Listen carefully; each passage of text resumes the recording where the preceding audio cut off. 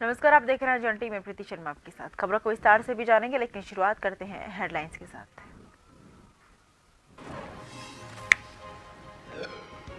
मुख्यमंत्री पुष्कर सिंह धामी का उजड़ा दौरा, बीजेपी जिलाध्यक्ष के पिता के निधन पर शोक संवेदनाएं की व्यक्त, पूर्व राज्यपाल कोश्यारी भी रहे मौजूद।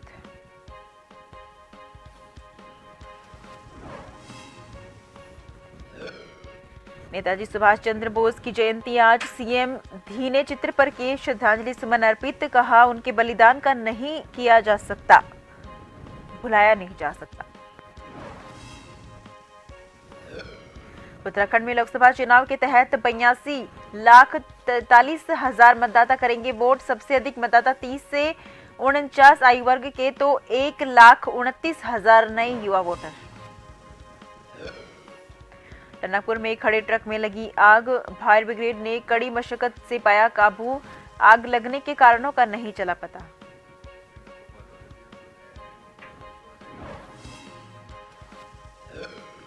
उत्तराखंड में 25 जनवरी के बाद करवट लेगा मौसम, पर्वतीय क्षेत्रों में खिली धूप, सुबह शाम पाला गिरने से कड़ाके की ठंड।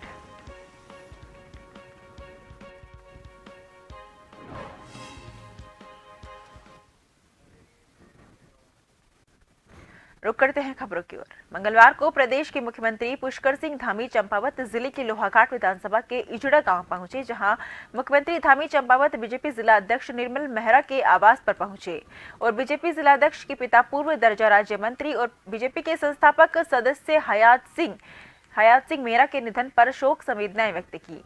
परिजनों को ढांढस बंधाया। मुख्यमंत्री ने कहा कि पूरा बीजेपी परिवार इस दुख की घड़ी में मेरा परिवार के साथ खड़ा है। उन्होंने कहा कि स्वर्गीय हयात सिंह मेहरा बीजेपी के जुझारू योद्धा थे, जिन्होंने बीजेपी को विश्व की सबसे बड़ी पार्टी बनाने में अपना जीवन लगा दिया है, जिसके लिए पूरा बीजेपी परिवार उनका आभारी है।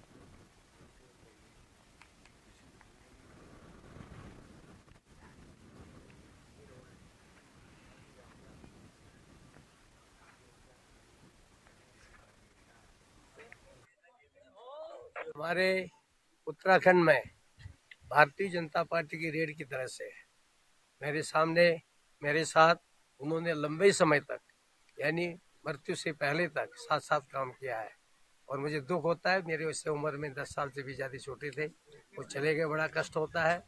हमारे जब उत्तर प्रदेश था, सारे उत्तर प्रदेश में अकेला किसी जिला कोऑपरेटिव बैंक का अध्यक्ष जनसंघ का होता था, वो हमारे हयात सिंह जी थे। वो एक एक चीज जानते थे और बड़ी मेहनत करते थे और ऐसे बड़े कार्यकर्ता के, अच्छे कार्यकर्ता के जाने से हम सब दुखी हैं। खबर देहरादून से है, जहां मुख्यमंत्री पुष्कर सिंह धामी ने नेताजी सुभाष चंद्र बोस की जयंती पर मुख्यमंत्री आवास में उनके चित्र पर श्रद्धासुमन अर्पित किए। मुख्यमंत्री ने कहा कि आजाद हिंद फौज के नेतृत्वकर्ता, भारतीय स्वतंत्रता संग्राम के महानायक नेताजी सुभाष चंद्र बोस ने राष्ट्र की स्वाधीनता के लिए अपना जीवन समर्पित किया है।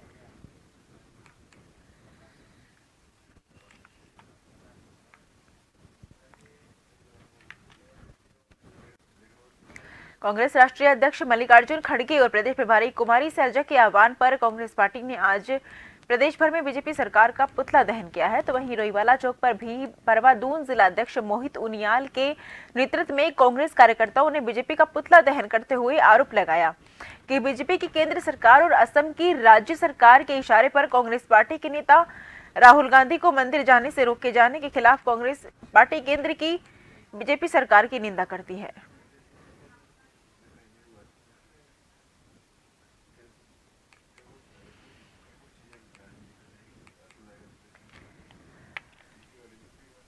कांग्रेस के पूर्व राष्ट्रीय अध्यक्ष श्री राहुल गांधी जी द्वारा पूर्वोत्तर से भारत जोड़ो न्याय यात्रा की शुरुआत की गई और ये यात्रा मोहब्बत का पैगाम देते हुए पूर्वोत्तर से आगे बढ़ रही है। इस यात्रा का समापन 2 महीने बाद मुंबई में होना है, मगर जब ये यात्रा असम पहुंची तो असम के मुख्यमंत्री हेमंत बिस्वा शर्मा एवं उनके गुंडों द्वारा रास्ते पर इस यात्रा को रोकने की कोशिश की गई, बदतमीजियां की गई। मगर ये हद तो तब पार हो गई जब राहुल जी मंदिर जाने के लिए निकले। कल 22 तारीख को राहुल जी मंदिर के लिए निकले और मंदिर से राहुल जी को न्योता था, मंदिर की ओर राहुल जी निकले तो उनको रोक दिया गया, प्रशासन ने उनको रोक दिया। जब राहुल जी ने प्रशासन से पूछा कि मुझे यहाँ क्यों रोका है, तो प्रशासन के पास कोई जवाब नहीं था। ये इस देश में आखिरकार हो क्या रहा है? एक व्यक्ति मंदिर तक नहीं जा सकता है, उनको क्यों रोका जा रहा है? उनकी यात्रा से ये सरकार क्यों डरी हुई है? हम ये मानते हैं कि जो भारत देश में 2014 के बाद जो एक आग लगाने की, नफरत की आग लगाने की कोशिश इस भारतीय जनता पार्टी और मोदी सरकार के द्वारा की गई, जैसे जैसे ये यात्रा आगे बढ़ रही है, भारत जोड़ो न्याय यात्रा इस आग को बुझाने का काम कर रही है। लोकसभा चुनाव 2024 को लेकर कांग्रेस ने भी तैयारियां तेज कर दी हैं। इसी कड़ी में 28 जनवरी को राजधानी देहरादून में कांग्रेस के केंद्रीय अध्यक्ष मल्लिकार्जुन खड़गे रैली को संबोधित करेंगे। इस रैली में पूरे प्रदेश स्तर से लेकर के मंडल स्तर तक के नेता और कार्यकर्ता भाग लेंगे। देहरादून में होने वाले इस रैली में प्रदेश के सभी कांग्रेस के दिग्गज नेता मौजूद रहेंगे। इस रैली को लेकर कांग्रेस के प्रदेश अध्यक्ष करण मेहरा ने कहा कि हमारे केंद्रीय अध्यक्ष एक बहुत बड़ा राजनीतिक अनुभव है।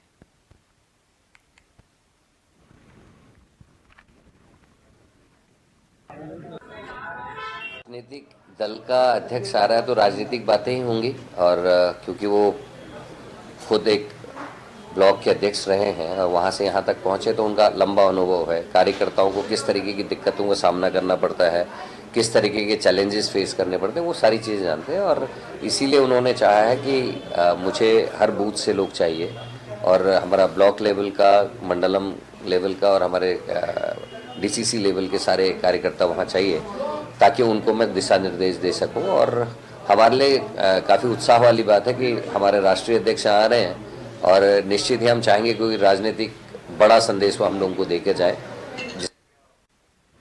22 जनवरी को प्राण प्रतिष्ठा के दिन कांग्रेस के पूर्व राष्ट्रीय अध्यक्ष राहुल गांधी को असम में मंदिर जाने से रोका गया, जिसमें कांग्रेस में आक्रोश। इस पर उत्तराखंड कांग्रेस के प्रदेश अध्यक्ष करण मेहरा ने कहा कि देश में गांधी के हत्यारों का शासन है, देश में लोकतंत्र के हत्यारों का शासन है। अब बीजेपी और RSS तय करेगी कि किसे मंदिर जाना है और किसे नहीं।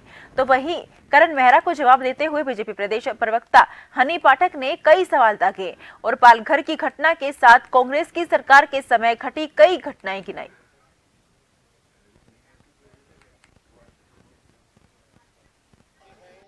निश्चित ही साजिश है। आपने बड़ा अच्छा प्रश्न पूछा, क्योंकि राहुल गांधी जी और कांग्रेस ने आज उस मंदिर में दर्शन के लिए परमिशन मांगी थी और परमिशन मिली थी। उसके बावजूद राहुल गांधी को बेइज्जत किया गया, उनके काफिले पे हमला किया गया और उनको मंदिर जाने से रोका जा रहा है, जो अपने आप में दुर्भाग्यपूर्ण है।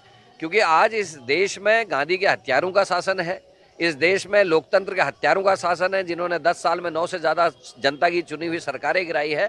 उनसे यही उम्मीद की जा सकती है। अब मुझे लगता है इस देश में कौन मंदिर जाएगा, कौन मंदिर नहीं जाएगा, इस बात का निर्णय अब बीजेपी करेगी, जो बहुत ही दुखद होगा और देश के लिए दुर्भाग्यपूर्ण भी। मैं इन्हें कहना चाहूंगी वो मंदिर समिति का निर्णय है। बेटर रहेगा मंदिर समिति वालों से बात किया जाए कि क्यों उनको मंदिर के अंदर प्रवेश नहीं करने दिया गया, या क्या कारण था कि क्या कारणवश प्रवेश नहीं करने दिया गया। शायद मंदिर समिति वाले ये सोचते हो भूत पिशाच निकट नहीं आवे, महावीर जब नाम सुनावे। तो ये मंदिर समिति के ऊपर छोड़ने वाला फैसला है। मंदिर समिति से पूछे और अपनी बुद्धि को सही दिशा में लेकर। अब तो राम लला भी विराजमान हो गए, अभी भी अगर उन्हें सद्बुद्धि नहीं आती है तो फिर कोई भी काल हो, कोई भी खंड हो, मुझे नहीं लगता कांग्रेसियों को कभी भी सद्बुद्धि आएगी।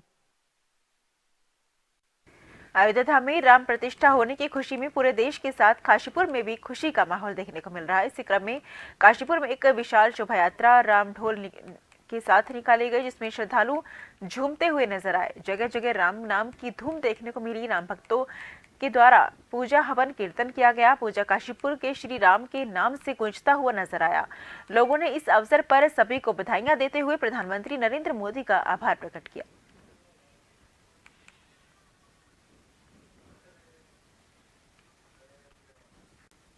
मंगलौर विधानसभा की अगर बात करें तो वहां कांग्रेस का कुनबा लगातार बढ़ता जा रहा है। कांग्रेस छोड़कर बसपा में गए मरगूब कुरैशी ने एक बार फिर कांग्रेस का दामन थाम लिया है। उन्होंने एक प्रेस कॉन्फ्रेंस के माध्यम से जानकारी दी है कि उन्हें कांग्रेस ने अल्पसंख्यक मोर्चे का जिला अध्यक्ष बनाया गया है और 27 जनवरी को एक बड़े कार्यक्रम के दौरान उनको पत्र सौंपा गया है। इस मौके पर कांग्रेस के वरिष्ठ नेता और पूर्व राज्य मंत्री आदित्य राणा के साथ युवा मोर्चा के जिला अध्यक्ष परवेज अहमद, सहित कई कांग्रेस के कार्यकर्ता शामिल रहे।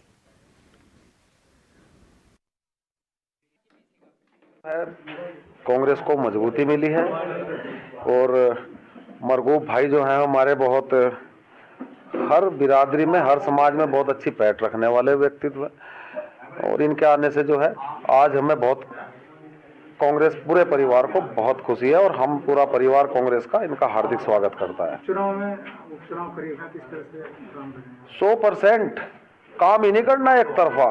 काजी निजामुद्दीन जी जो है जीत की ओर जा रहे हैं और इंशाल्लाह 100% हम विधानसभा भी और लोकसभा भी जो है कांग्रेस की झोली में जा रही है। छोटी छोटी चीज़ें, नाराज़गियाँ, ये सब चलती रहती हैं। बहुत बड़ा परिवार है कांग्रेस, एक समंदर है। देश में लगभग 60-65 साल कांग्रेस ने राज किया है, सरकार चली है और फिर उम्मीद है कि जैसे माननीय राहुल गांधी जी रात दिन मेहनत कर रहे हैं, पैदल यात्रा कर रहे हैं पूरे देश की, तो उम्मीद है फिर वापसी कांग्रेस होगी। मुख्यमंत्री पुष्कर सिंह धामी ने सोमवार को अयोध्या में श्री राम लला विग्रह के भव्य मंदिर में प्राण प्रतिष्ठा महोत्सव की पावन और गौरवशाली शुभ अवसर पर विशेष रामनाम ध्वजा से सजे हुए हर की पैड़ी में आयोजित दीपोत्सव और विशेष आरती कार्यक्रम में प्रतिभाग किया।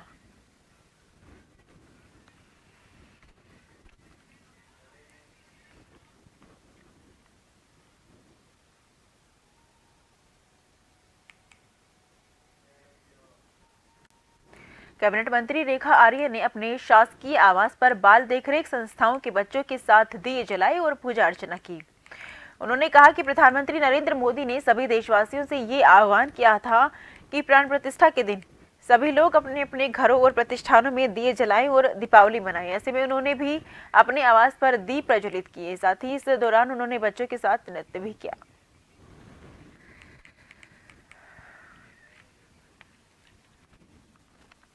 उस लीला अवस्था का, शिशु अवस्था का आज लोगों ने प्राण प्रतिष्ठा सीधे प्रसारण देखा है। निश्चित रूप से इसमें साक्षी बनते हुए मैं, मेरे साथ हमारे शिशु सदन के हमारे बच्चे, पूरा उत्तराखंड, पूरा देश जो है आज प्रभु श्री राम में हुआ।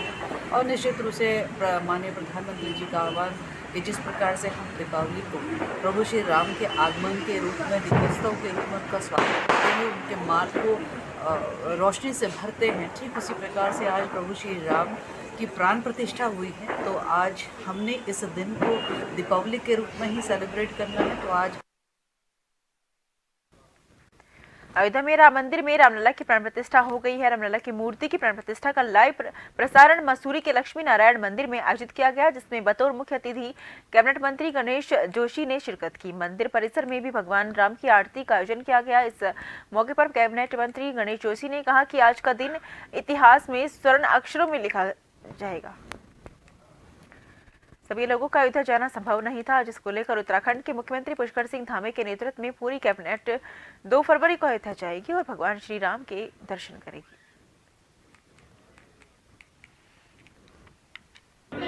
राम के दर्शन करके सब लोग अभिभूत हैं,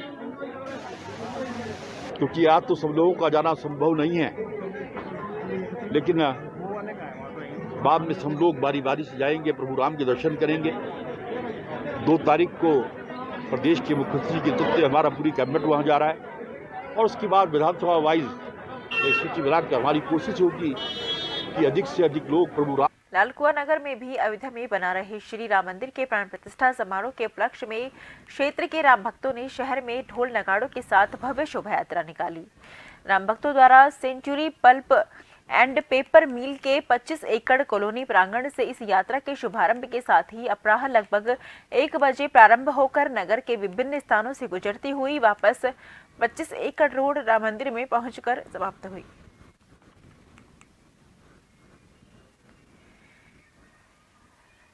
सभी देशवासियों को, प्रदेशवासियों को, क्षेत्रवासियों को राम मंदिर बनने की बहुत बहुत बधाई, शुभकामनाएं। और यहाँ पर बहुत ही भव्य रैली निकाली गई। लोगों ने जगह जगह पर सुंदरकांड का आयोजन किया और महिलाओं में, युवा बच्चों में, हमारे भाइयों में बहुत ही उत्साह था। सबने बहुत ही जोश के साथ रैली निकाली है। खास तौर के मोदी जी जो 500 वर्षों बाद हमें खुशियाँ मिली है, हम खूब उत्साह से हम मना रहे हैं। राम जी हमारे इतने वर्षों बाद आए हैं, हम खुशियाँ मना रहे हैं। आज भव्य रैली निकाले, जगह जगह सुंदरकांड कर रहे हैं मंदिरों में। आज कल हम लोग दीप जलाएंगे, अपने घर में दीपावली मनाएंगे। और जय श्री राम। अयोध्या में रामलला की प्राण प्रतिष्ठा होने के बाद पहाड़ों की रानी मसूरी में भगवान राम की भव्य शोभा यात्रा निकाली गई। इसमें सैकड़ों भक्तों ने शोभा यात्रा में शिरकत की। मसूरी गुरुद्वारा चौक से गांधी चौक तक, गुरुद्वारा चौक से आधी चौक तक भगवान श्री राम की शोभा यात्रा मसूरी लंडोर चौक, पिक्चर पैलेस चौक होते हुए शहीद स्थल पहुंची, जिसके बाद अंबेडकर चौक होते हुए गांधी चौक पहुंची, जहां पर लक्ष्मी नारायण समिति और गुरुद्वारा समिति द्वारा शोभा यात्रा का स्वागत किया गया। मसूरी के ग्रीन चौक पहुंचने पर मुस्लिम समुदाय के लोगों द्वारा भव्य स्वागत कर फूल वर्षा के साथ इस यात्रा का स्वागत किया गया। मिठाई का भी वितरण किया गया।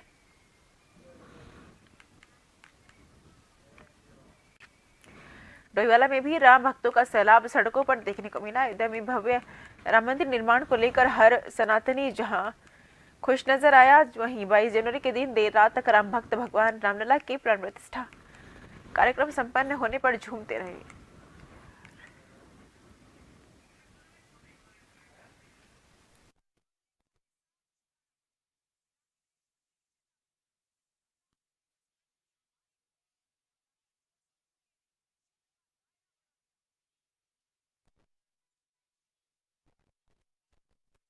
मना रहे हैं, सब जगह धूमधाम से त्योहार मनाया जा रहा है। आज हिंदुस्तान में इससे बड़ा त्योहार शायद आज तक नहीं मनाया गया होगा। आज हर जगह चौक चौराहे सब सजे हुए हैं, सब प्रसाद बांट रहे हैं, हर भक्त के अंदर पूरा उत्साह है। वहीं राम मंदिर प्राण प्रतिष्ठा को लेकर हल्द्वानी के साथ साथ पूरे देश भर में उत्साह का माहौल दिखाई दिया। बता दें कि हल्द्वानी के रामलीला मैदान में प्राण प्रतिष्ठा के मौके पर दीपोत्सव किया गया। इस मौके पर रामलीला कमेटी के द्वारा बड़ी संख्या में दीप जलाए गए। वहीं दीपावली जैसा माहौल वहां पर नजर आया। उन्होंने कहा कि आज पूरा सनातन धर्म प्रफुल्लित है, क्योंकि उसके आराध्य प्रभु श्री राम मुख्य स्थान पर विराजमान हो गए हैं।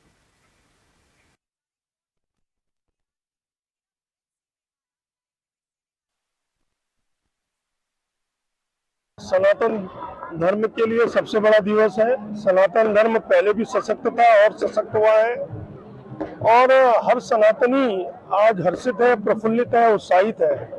और जो कार्य और जो आज प्राण प्रतिष्ठा का काम हुआ है श्री राम मूर्ति लला का, ये अपने आप में अद्भुत है, अकल्पनीय है, अविश्वसनीय है। मैं बहुत बहुत अपना धन्यवाद ज्ञापित करना चाहता हूँ हमारे माननीय प्रधानमंत्री श्रीमान मोदी जी और उनकी पूरे टीम को। अयोध्या धाम में प्रभु श्री राम के भव्य मंदिर में जहां प्रश्न प्राण प्रतिष्ठा का आयोजन हुआ, तो वहीं पूरे देश भर में जगह जगह शोभा यात्रा निकाली गई। मंदिरों में सुंदरकांड और रामायण पाठ का आयोजन किया गया। हल्द्वानी में अनिल कपूर, डब्बू उत्तराखंड विपणन मंत्री मंडी परिषद अध्यक्ष और काला डूंगी विधायक बंशीधर भगत ने मंदिर पहुंचकर पूजा अर्चना की। इस दौरान राम भक्तों के साथ उन्होंने अयोध्या में हो रहे प्राण प्रतिष्ठा को लेकर चर्चा की। देश के अंदर ही नहीं, विश्व के अंदर अयोध्या में जो राम जी की मूर्ति की स्थापना की जा रही है, उसका बड़ा हर्षोल्लास है। और देश के यशस्वी प्रधानमंत्री नरेंद्र मोदी जी के नेतृत्व में ये काम संपन्न होने जा रहा है। इसके लिए हम उनको ढेर सारी बधाई भी देते हैं। और पूरा देश राममय है, विदेशों में भी इसकी चर्चा है और विदेशों में भी कार्यक्रम हो रहे हैं और जनता में उत्साह है। ऐसा उत्साह आज 500 साल की गुलामी के बाद भगवान राम खुद अयोध्या में स्थापित किए जा रहे हैं। जनता का पूरी दुनिया में एक उत्साह है, और ऐसा उत्साह जिसका वर्णन लोग कर नहीं पा रहे। ये मन से ओवैसी हो या त्रिवेशी हो या कांग्रेसी हो, सब मन से भगवान राम को चाहते हैं, लेकिन भगवान इनको सद्बुद्धि दी। फोटो के चक्कर में मुख्य निर्वाचन अधिकारी वी षणमुगम ने प्रेस वार्ता कर राज्य में मतदाताओं की संख्या को लेकर जानकारी दी। मुख्य निर्वाचन अधिकारी ने बताया कि राज्य में कुल वोटरों की संख्या 82,43,423 है, जिसमें पुरुषों की संख्या 42,70,597 है, तो वहीं महिलाओं मतदाताओं की संख्या 39,70,540 है। वहीं दिव्यांग वोटरों की संख्या 69,974 है।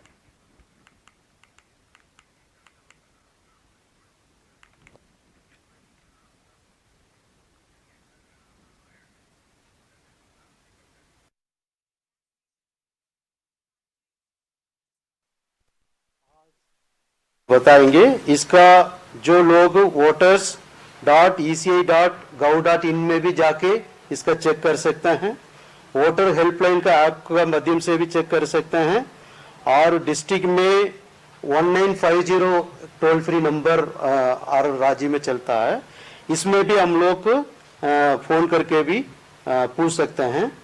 और कमीशन की जैसे 4 क्वालिफाइंग डेट है, इसी प्रकार का ये 1 जनवरी का हो गया है।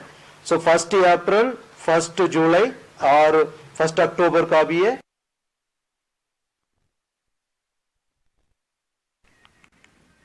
वहीं राम मंदिर प्राण प्रतिष्ठा को लेकर जगह जगह शोभा यात्रा निकाली गई। सुंदरकांड और रामायण का जगह जगह पर पाठ करवाया गया। तरह तरह के आयोजन वहां पर करवाए गए। कालाडूंगी विधायक वंशीधर भगत ने मंदिर पहुंचकर पूजा अर्चना की। इस दौरान राम भक्तों के साथ उन्होंने अयोध्या में हो रहे प्राण प्रतिष्ठा को लेकर भी चर्चा की।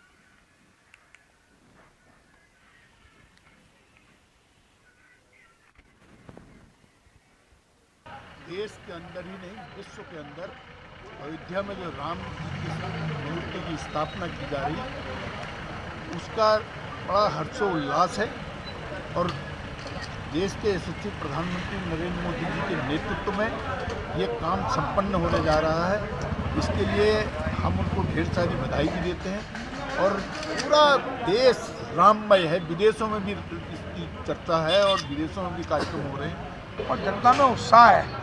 ऐसा उत्साह आज 500 साल की गुलामी के बाद भगवान राम खुद अयोध्या में स्थापित किए जा रहे हैं। जनता का पूरी दुनिया में एक उत्साह है और ऐसा उत्साह जिसका वर्णन लोग कर नहीं पा रहे।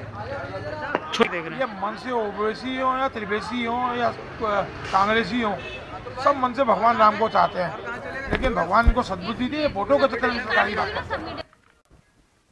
टनकपुर कोतवाली पुलिस कार्यालय के ठीक सामने खड़े एक ट्रक में अचानक भीषण आग लग गई, जिसमें अफरा तफरी का माहौल हो गया।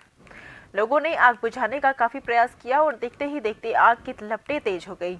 आनन फानन में स्थानीय लोगों ने इसकी सूचना फायर विभाग को दी। सूचना पर फायर ब्रिगेड मौके पर तत्काल पहुंच गया, तब जाकर कड़ी मशक्कत के साथ आग पर काबू पाया गया।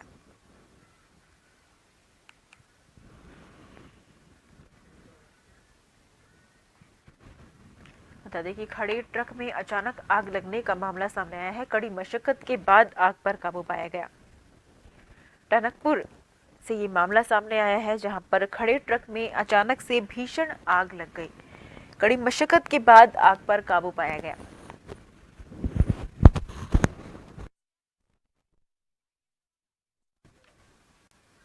फिलहाल के लिए मुझे दीजिए इजाजत। देश भर की तमाम खबरों को लगातार देखते रहिए जन टीवी।